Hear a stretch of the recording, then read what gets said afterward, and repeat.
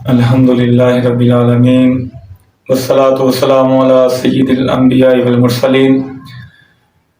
ہمارے بہت ہی ایک پیارے بھائی جناب محمد تنویر اتاری صاحب، انہوں نے مجھ سے پوچھا کہ علامہ صاحب، شاہ صاحب رہنمائی فرمائیں کہ اسٹیٹس، یہ جو آج کل موبائلوں پہ جو لوگ واٹس ایپ استعمال کرتے ہیں اس کے اوپر اسٹیٹس لگا ہوتا ہے، اس کا ہماری ذاتی زندگی میں کیا عمل دخل ہے، اس سے کیا مراد ہے؟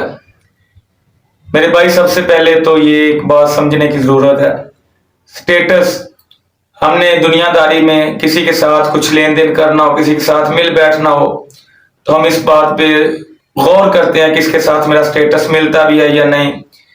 لوگ کہتے ہیں جی ہماری کلاس نہیں ملتی، اسٹیٹس نہیں ملتا، ہمارا معیار، اردو میں کہہ رہے معیار، وقار، تہذیب، ثقافت، تمدن، یہ ہمارا نہیں ملتا۔ ان کی تہذیب اور ہماری تہذیب اور، ان کی ثقافت اور ہماری ثقافت اور، ہمارا ان کے ساتھ مل بیٹھنا ملتا نہیں ہے۔ تو ہم ہیں مسلمان، نبی پاک صلی اللہ علیہ وآلہ وسلم حضور خاتم النبیین، آپ کا کلمہ پڑھنے والی ہم امت ہیں، تو ہماری زندگی میں بھی ہمارا سٹیٹس نبی پاک صلی اللہ علیہ وآلہ وسلم آپ کے اسوہ حسنہ کے مطابق ہونا چاہیے۔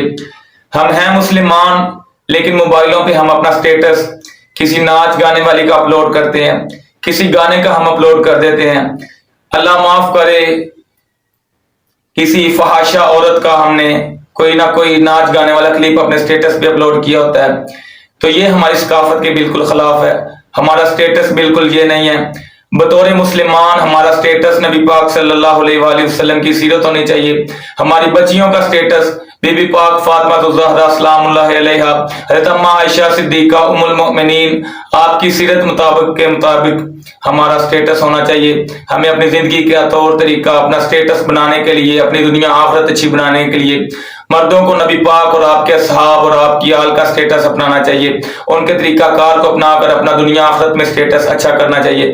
ہماری بچیوں کو بی بی پاک فاطمہ الزہرا سلام اللہ علیہا، ام المؤمنین سیدہ عائشہ صدیقہ رضی اللہ تعالی عنہا، آپ کی زندگی سے ہمیں رہنمائی لے کے دنیا آخرت میں اپنا سٹیٹس اچھا کرنا چاہیے۔ جزاک اللہ خیرہ۔